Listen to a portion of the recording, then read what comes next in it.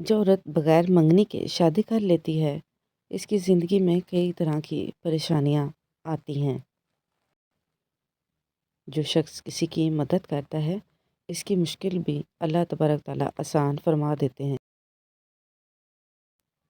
جو شخص صبح شام درود پاک کا ورد کرتا ہے اس کے کئی گناہ معاف کر دیے جاتے ہیں۔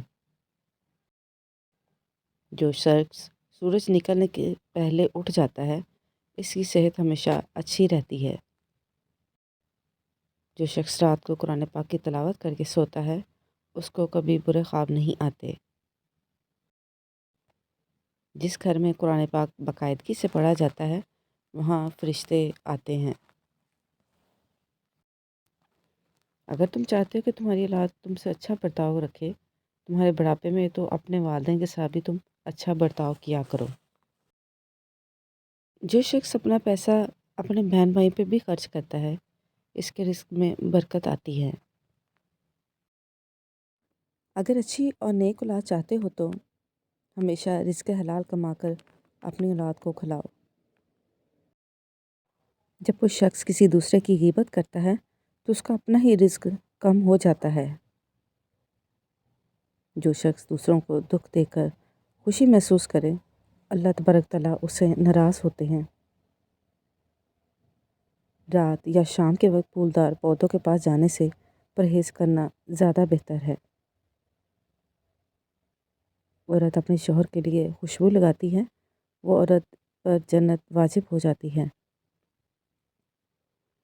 حسد کرنے والا نہ صرف دوسروں کے رزق پر برے اثرات ڈالتا ہے بلکہ وہی اثرات اس کی اپنی زندگی پر بھی مرتب ہوتے ہیں۔ جو شخص دوسرے شخص کی تکلیف کو دور کرتا ہے اللہ تبارک تعالیٰ اس کی بھی تکلیف کو دور فرما دیتے ہیں۔ جو عورت رات کو بال کھول کر سوتی ہے اس پر اکثر شیطانی اثرات موجود ہوتے ہیں۔ جو شخص ہمیشہ سچ بولتا ہے اس کی اللہ کے ہاں بھی عزت ہوتی ہے اور دنیا میں بھی عزت ہوتی ہے۔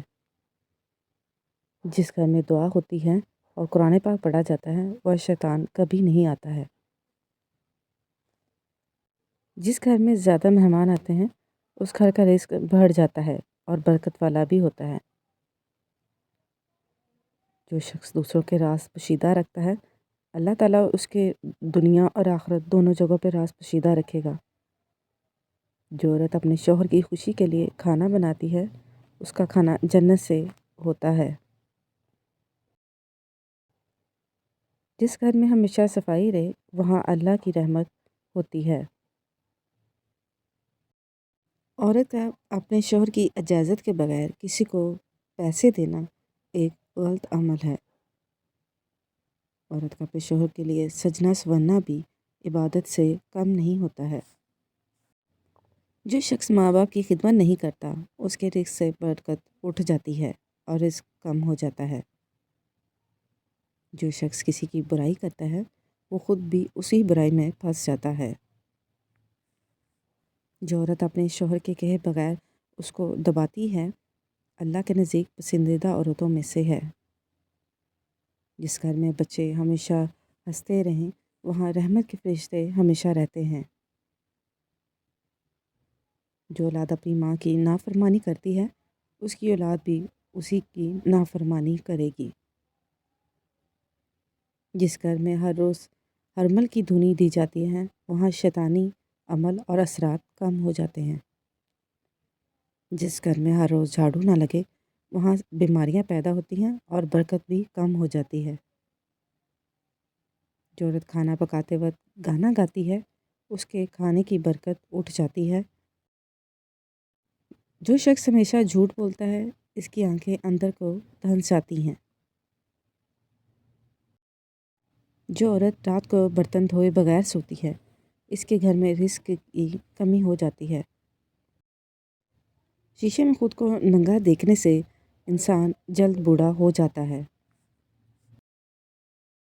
جس گھر میں ہمیشہ لڑائی جھگڑا رہتا ہے وہ گھر شیطان کا گھر ہوتا ہے۔ جو شخص نماز پڑھنے کے بعد سچے دل سے اللہ سے دعا کرے اس کی دعائیں جلد قبول ہوتی ہیں۔ رات کے وقت درخت کے نیچے پیشاب کرنے سے جنات انسان کو تکلیف دیتے ہیں۔ جو عورت ہمیشہ ہمسائے سے نمک مانگتی رہتی ہے وہ کبھی مالدار نہیں ہو سکتی۔ دوپہر کے وقت پھولدار پودوں جیسے گلاب، موتیا وغیرہ کے پاس جانے سے پرہیز کرنا چاہیے۔ بوڑھے بزرگ کہتے ہیں کہ اس وقت ان پر آسیبی اثرات زیادہ ہوتے ہیں۔